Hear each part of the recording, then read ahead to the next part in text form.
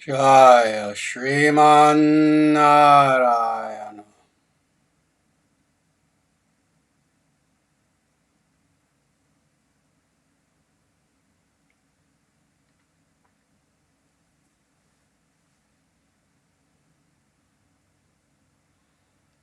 Welcome everyone to this live stream of the International Sanatana Dharma Society. Before I begin, I first just want to do a brief check and see if everyone can hear me. So if in the chat someone can please confirm that you're hearing my voice, I'm sure hopefully you're seeing me. But if you can please just confirm that you can see and hear me as well, then we will proceed with what we are going to be doing very specifically today. And I know there's a little bit of a delay, so I'll just wait until I have some sort of confirmation that people can indeed hear me. Very good. I see someone says yes. Wonderful. That being the case, we will proceed. First of all, let me just say that we're going to be doing something special today, and let me apologize that we had some difficulties.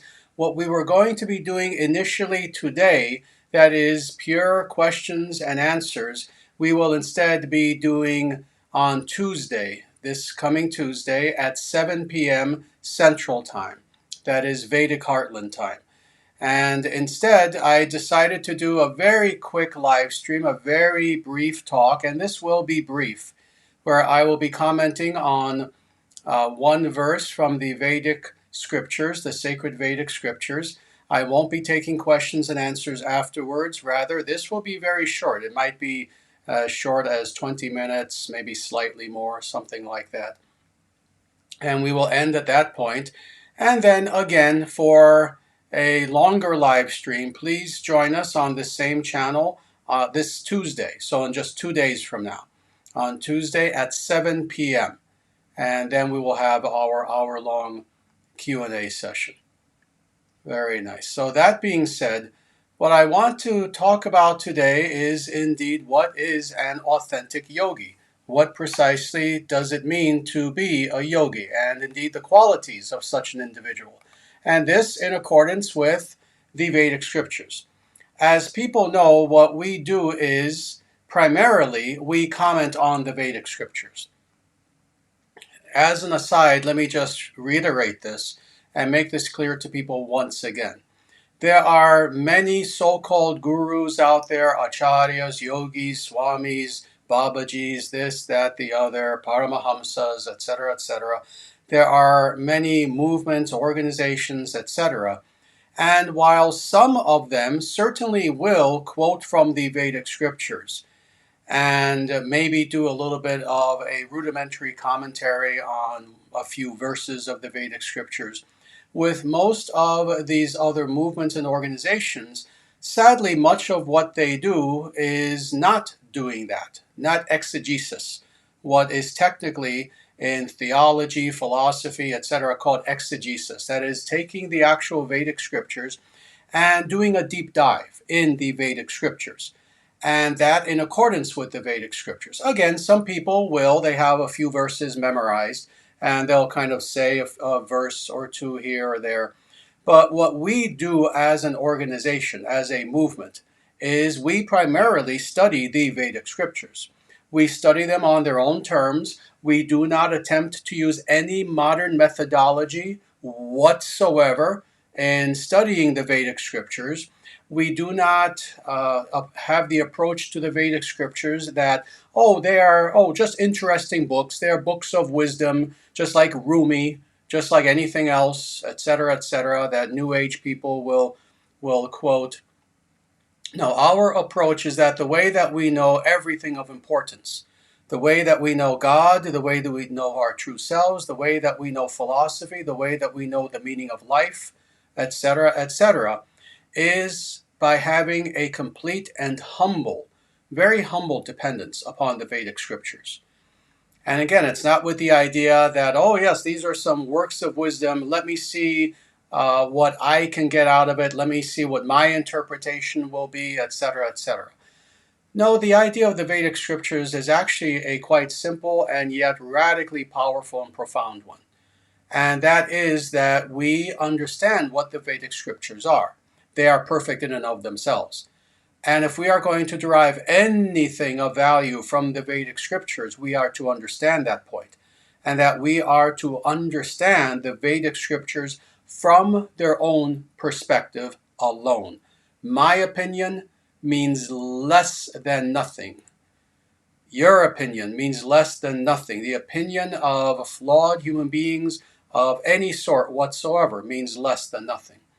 The way that we approach the Vedic scriptures is understanding they are perfect. I am imperfect. I wish to approach perfection.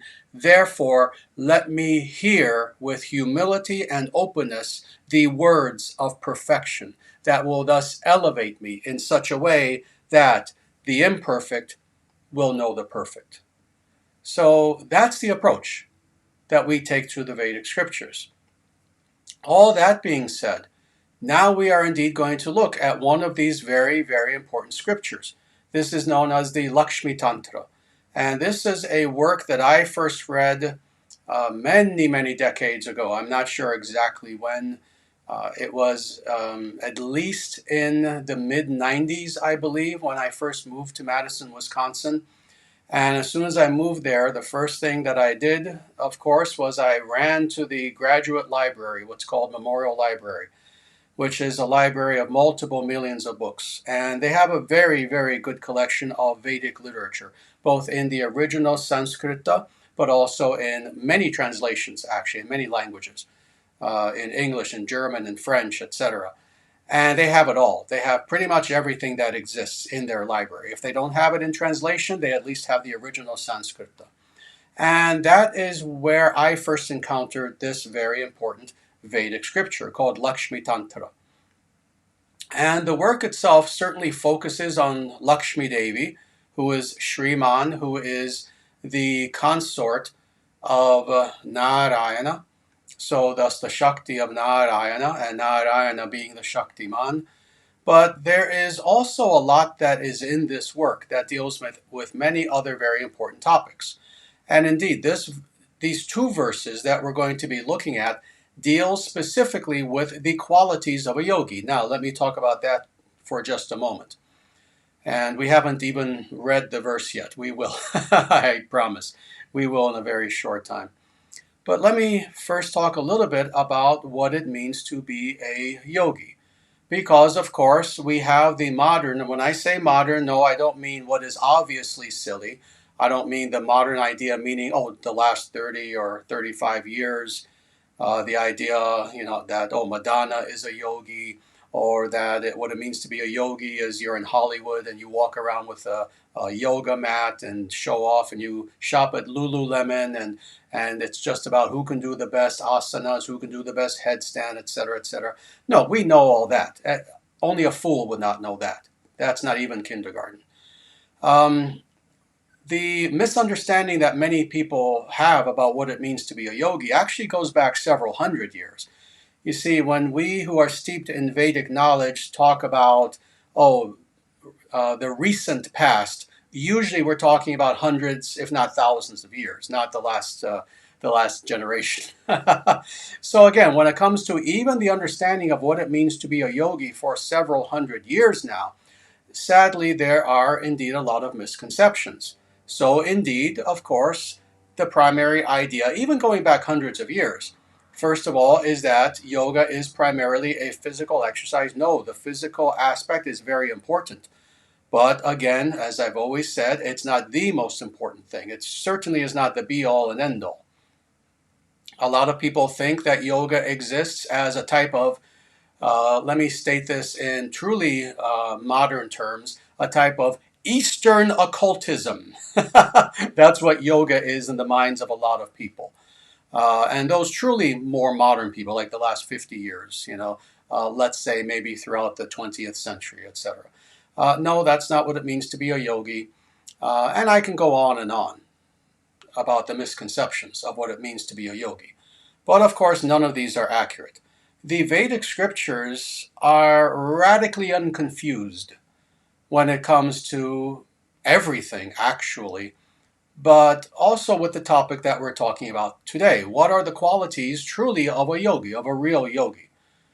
The Vedic scriptures, you know, it's interesting. It's understandable that because we live in an age of confusion, coupled with the fact that the Vedic scriptures are so radically profound, often people who will take a cursory glance at the Vedic scriptures will sometimes think that, oh, yes, well, it must be the case that even the Vedic scriptures, how can the Vedic scriptures even know? And oh, there must be conflicting ideas. No, the Vedic scriptures are very, very, very, very clear on what constitutes a true yogi. And we've looked at verses in the past, many of them actually, over the course of many, many years. We will look at more verses in the future. And here again is yet another verse. The Vedic scriptures make it very clear what is a true yogi, and for that matter, what is not. This verse doesn't focus so much on the negative, on what is not a yogi, but there are verses that do. Believe me, we've looked at some in the past and we will again in the future. But again, the Vedic scriptures make it very clear what a yogi is meant to be. What are the characteristics, the qualities, the motivations, the aims, the practices, the mindset, the mood, etc., the culture of an individual who is practicing the yoga system.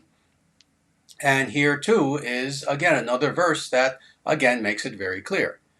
Now, before I go on, one last thing I want to say. A few minutes ago, I was explaining what a yogi is not.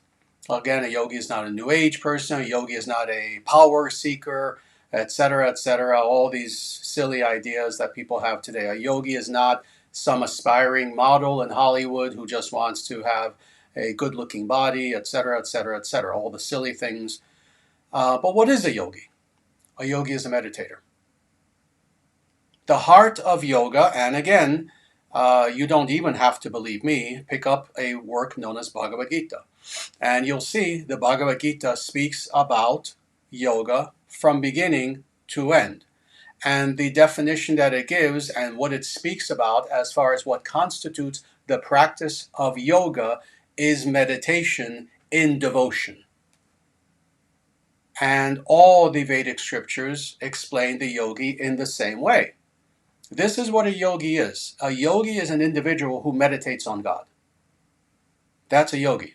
If you wanted to have the briefest of definitions, what is a yogi? A yogi is an individual who has committed himself to meditation upon the Lord with devotion, with the ultimate idea of having upasana, of having proximity to the Lord in such a manner that the yogi will become transformed towards sattva and eventually shuddha sattva, goodness, and then eventually that which is pure goodness, i.e. transcendental goodness, and will thus eventually have liberation, that is, eventually, through devotion, find himself in Vaikuntha, in the kingdom of God. That is a yogi. That is a yogi. Now, all that being said, now let's look at these two verses that are here. Now, this is Lakshmi Tantra, and this is chapter 27, verses 30 and 31. And this proceeds in this way. The yogi should fulfill the duties enjoined by the Vedas and by convention. Behave attentively toward his guru, superiors, and brāhmaṇas. Consistently practice non-malice, adroha, toward all the four types of living beings. And what are those? Mammals, birds and reptiles, insects, and plants. He is always adorned with the qualities of Atman and pursues all that bears the stamp of Dharma. Beautiful. Beautiful. We will quickly go through these qualities, these characteristics of the yogi, because these are all important.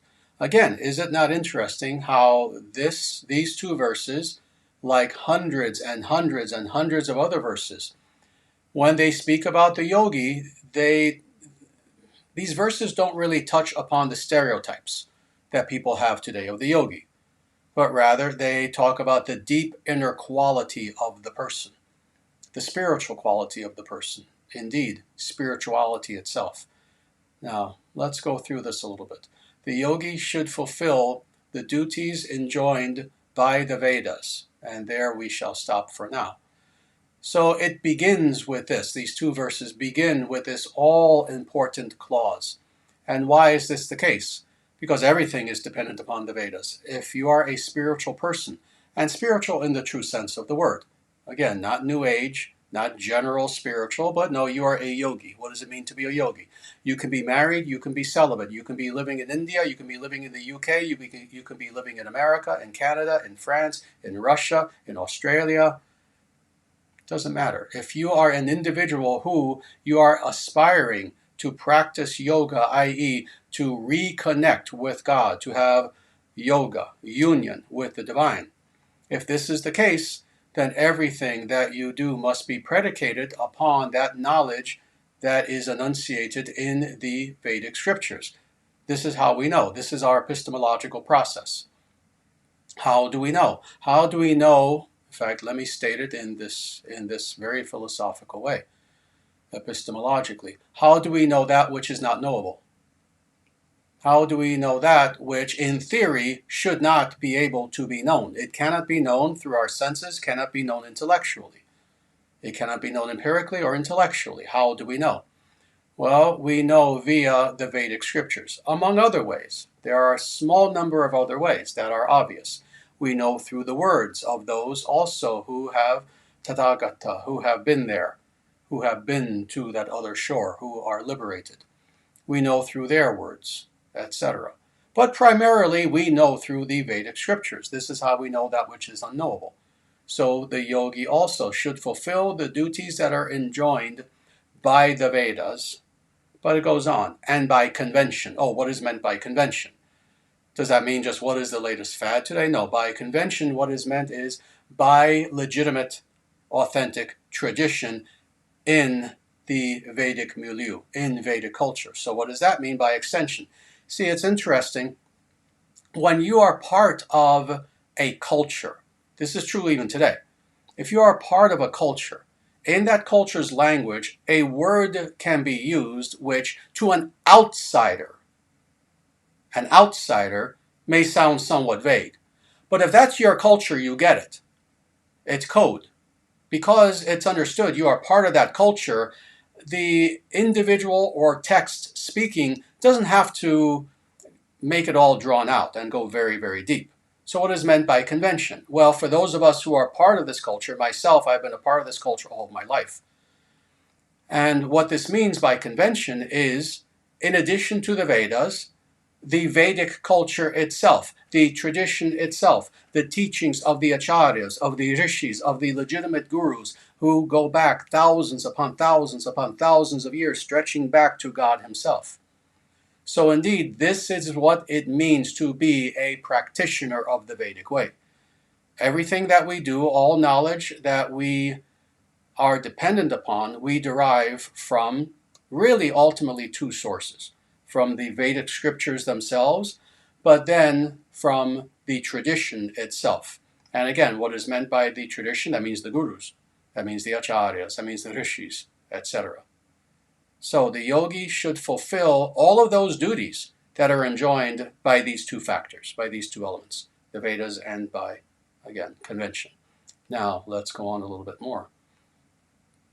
Behaving attentively toward his guru, superiors, and brāhmaṇas. So indeed, Sanatana Dharma, and I'll state this as clearly as I can.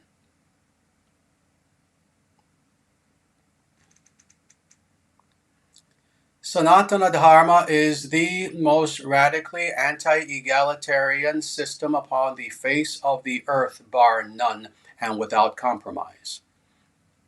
We are not all equal. People spiritually, as far as their realization and their ability, as far as their sincerity, are not all equal. This is something that we find, again, enunciated in every single aspect of all of the Vedic scriptures. And again, we've already looked at hundreds of verses over the course of, how long have I been on YouTube? About 17 years since its beginning. maybe 2007, something like that. But also that I was teaching for several decades before even then. We've looked at so many verses that show us that indeed it's understood that people who even call themselves spiritual practitioners in the Vedic tradition are not like this. They are here, here, here, here, here, here, here, here, here, here. They're not equal. And this little clause makes this very clear to us. What is the yogi? The yogi behaves attentively toward these three forms of individuals. First of all, his guru, the individual who is the spiritual teacher. You are not equal to a true guru. If you are an individual who is a disciple and you have a real guru, you're not buddies with the guru. You're not equal with the guru in any way whatsoever. It's not a collective endeavor, you and the guru holding hands and flying off toward liberation. The guru is someone who is vastly your superior, who you offer your obeisances to, always. But it goes on. Superiors in general, this means all superiors. This means that you should behave attentively toward your parents, especially if you have very good parents. Today, of course, that's a little harder to come by, but we're talking about ideally.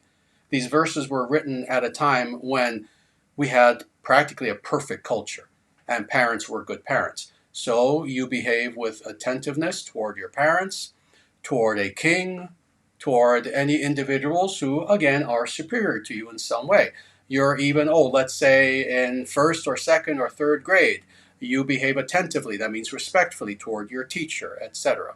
And then finally, the brāhmaṇas. Brāhmaṇas are individuals who are priests, individuals who, it's not just that they took up a profession of priesthood. The idea is that they are priests in the true sense of that word, in accordance with the very essence of who they are. That is a brāhmana, an individual who has priestly, that is spiritual qualities. And that is a manifestation of the very essence. So these three sorts of individuals we are to behave very attentively toward. Let's go on. A yogi consistently practices non-malice, adroha, toward, now let's stop there for a minute, and then we'll talk about the four types of living beings. So first of all, an individual who is a yogi practices non-malice. Droha is malice. Adroha is its opposite, non-malice. Now, what does that mean? You are not malicious. A good word for this, a similar connected word is being malicious. A yogi is malicious toward no one. Oh, what does this mean? Does this mean they allow themselves to be abused? Does this mean that, if some evil person comes up to them and starts beating them up, they can't fight back? No, we're not silly. We're not stupid people. No, the yogi will take whatever weapon is around him and fight off any evil person who tries to harm him. That's not what is meant by being malicious. A person is not being malicious, you see, in defending themselves, but rather using common sense. What this means is that the yogi never has malicious intent toward anyone. In other words, they don't want to harm anyone. It's not their intent to harm anyone in any way, either physically or emotionally or mentally, through their words, etc., etc. The yogi is a nice person. The yogi is a good person who will only resort to doing, let's say, more aggressive sorts of actions if they are forced. Not by choice, not that they just choose to do such things, but if they're forced, well, that's different. But otherwise, left to their own devices, the yogi would harm no one. They have no desire to harm anyone or to be malicious toward anyone. And now, interestingly, just to make this very clear, and again, this is interesting that it mentions all of these four types of living beings. These are four types of living beings in accordance with, again, Vedic science. And what are these? Well, first there are mammals. That includes human beings. Now, isn't it interesting that the Vedic scriptures in general, not just these two verses, but in general, they focus not just on human beings, but on all beings. We are not to be malicious toward any beings. Included in this, of course, is humans, because we're mammals. But these are the four categories: mammals, Birds and reptiles, those are in a second category together. Third category, insects. Fourth category, plants.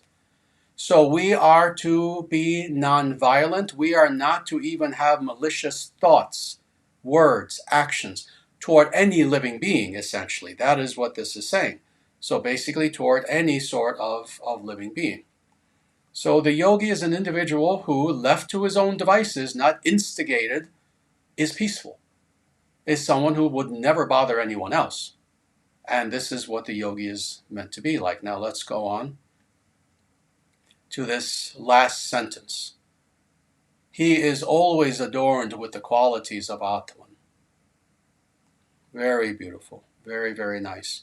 He is always adorned with the qualities of Atman. We're going to stop there with that clause of this last sentence.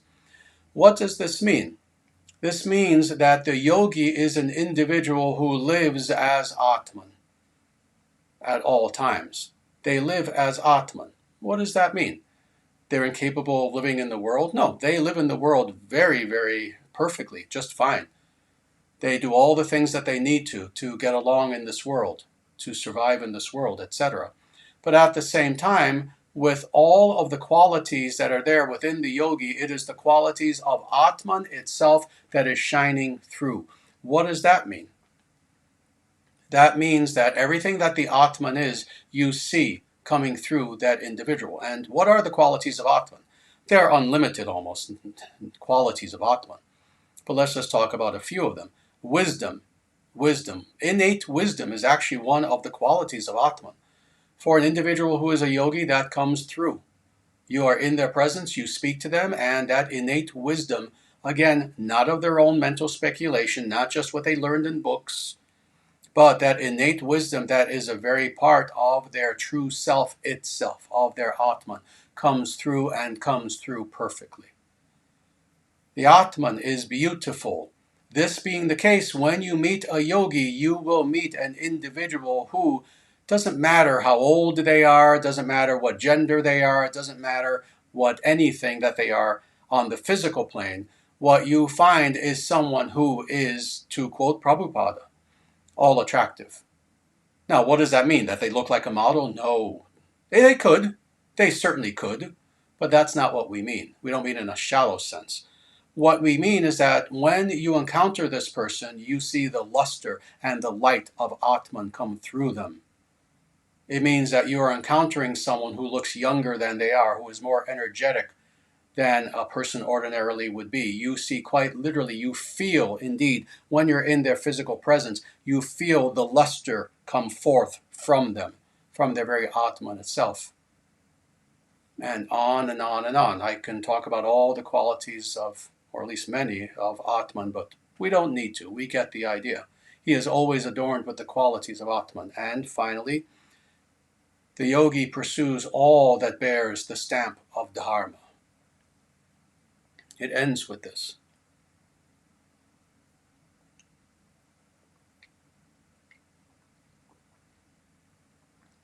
What does this mean? This means that the yogi, being an individual who has done all of the above, everything that we spoke of here, and also in many hundreds and thousands of other verses throughout the totality of the Vedic scriptures as well, many other verses, that individual now follows Dharma perfectly. That individual has the ability to see Dharma all around him. Not just in the immediate, not just in the black and white, not just in the, according to the Dharma Shastras, it says this, let me see, yes, this seems to conform, so therefore it must be dharmic. Not in a robotic way like this, but rather the yogi, the true yogi, the individual who is an accomplished yogi, is the sort of individual who you can take them and you can hurl them with a parachute into any society. It can even be a demonic society. And they have the vision to see what little dharma might be even there underneath the surface. You can take a yogi and you can put him in New York City in 2024, which has become hellish. I suggest that no one visit New York City this year. It's become very bad. The crime, everything, the dirt, the filth, the degeneracy. But you could take a yogi and parachute them into Manhattan. And hopefully, for mercy's sake, with the idea that they won't have to be there too long, give them a week. And even in New York City, in Manhattan, they would have the ability among the filth to see the little dharma that is there beneath the surface. They can discern that. So they pursue all that bears the stamp of dharma, wherever they see dharma, great or small, in your face or so subtle that it's impossible for most people to see. That is what they pursue. When they see dharma, they are attracted to that dharma and they go there immediately, wherever they find it. In a person, in a place, in a situation, anywhere that they see dharma, that they detect it, they go there. That is the yogi. That is the yogi. Now, all this being said, I said my talk would be short and not bad so far. We've gone about half an hour. I'm going to end in just 1 or 2 minutes. Let me just reiterate this. This is something that is very important. As we read through all of these qualities of the true yogi, as you went on this very short adventure, this short journey with me, going through these 2 verses, and we're thinking of the yogi, speaking of the yogi, envisioning the yogi. Let me say that if in your mind you had in your mind images of paintings or pictures or posters or anything like this, sculptures of great, great advanced rishis and yogis of the past, oh, that's good. Oh, nothing wrong with that. That's very good. But I also want you to think of this as well, that the yogi is not something that we can relegate only to quote unquote the past or some great being, some great rishi who we can never hope to aspire to be such a great individual. No, we also have to very humbly, this is important, with great humility and indeed just to inspire ourselves so that we know what we're doing and where we're going, so that we have that fuel to continue on the path, we have to also include ourselves among their ranks. Oh, but Acharyaji, oh, but I'm married and I have 7 children and I work in this office and I have this important duty, this important job, etc., etc. Or the opposite. Oh, I'm in such poverty. I'm just getting my life started. Oh, I'm in college. I haven't even graduated yet. What to speak of being a yogi? Oh, how can I include myself in the ranks of such individuals? Now we get back to definitions. Remember when I explained what is indeed the true yogi? The true yogi is not an individual who can do necessarily just a perfect headstand or something like this, sleep on a bed of nails, whatever the stereotypes are. A true yogi is an individual who is steeped in devotional meditation and with the deep desire that they will have God realization, that they will come to know God, that they will come to experience, to feel on a day-to-day, moment-by-moment basis the presence of God there within them. Any individual who has this desire and who is working toward that as much as is within their ability. Oh, you have to work 10 hours a day? So you only have a little bit of time, let's say in the evenings or maybe early in the morning, and you have maybe half an hour to do sadhana? That's all right. Any individual who aspires toward the goal of yoga is a yogi. So even you, are you a doctor? Are you an MD? Are you a police officer? Are you a scholar? Are you an IT expert? What are you? You can aspire to be this person who we've been speaking about in these last 2 verses. Indeed, in the Kali Yuga, very specifically, and not just the Kali Yuga, but specifically in the Kali Yuga, but truthfully, this has been the case, for several yugas now. The ideal is indeed to have a life in this world and to be a yogi at the same time. The ideal is to be married, actually, eventually. To be married, to have children, to have a good job, as good as you're capable of in accordance with your svadharma, with your likes, etc., your skills, your intelligence. You are meant to have a full life in this world, but without hedonism. Rather, to have a good life in this world and to be a yogi at the same time. So, as we read all these things, I never want individuals who are listening out there to ever have this idea that, oh, wow, yeah, this is very nice. This is very, very lofty. Oh, I know it doesn't apply to me, but it's nice to hear. No, it applies to you. It applies to you. You are meant to do all these things, and you can. You can. You can. If you couldn't, then these Vedic scriptures would not exist to tell you all this. Oh, you can. It doesn't mean that you need to be perfect in a week. It means that you have to aspire toward perfection, even if it takes 50 years. That's all right. But this applies to you, and you can do this. You can be a true yogi in every way. Indeed, this is one of the things that the International Sanatana Dharma Society is predicated upon, is the idea that we are an organization of individuals, some of who are celibate students, who are brahmacharis, brahmacharinis, many of whom are married, most are married, some have children, some not quite yet, etc. But with all of us, we aspire to be yogis, and real yogis, true yogis, meditating upon the divine, meditating upon God as much as is possible. So with that, again, I told you this would be short. We won't be taking questions at this time, but please join us again on Tuesday evening and 7 p.m. Central Time. That is Vedic Heartland Time.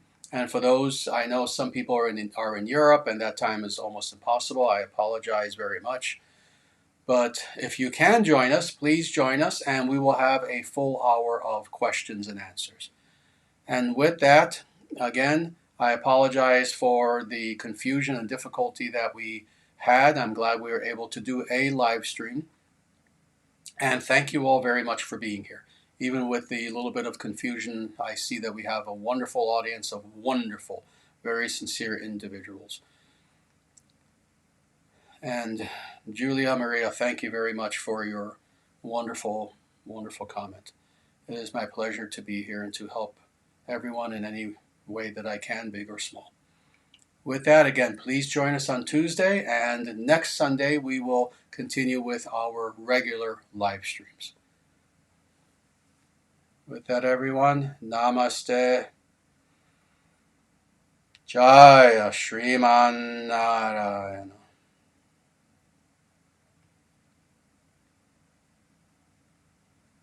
And between now and the next time that we do indeed get together, I ask you all to please take very good care of yourselves. And as I have been telling people really for many, many, many years, but especially in this year of 2024, this all-important message from Bhagavad Gita: do not fear.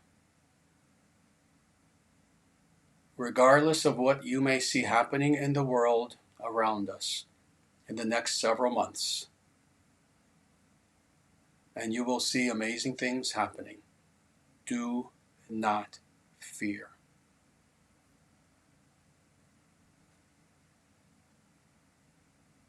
You're all more important to me than I can even say in words. Please take very good care of yourselves in every way.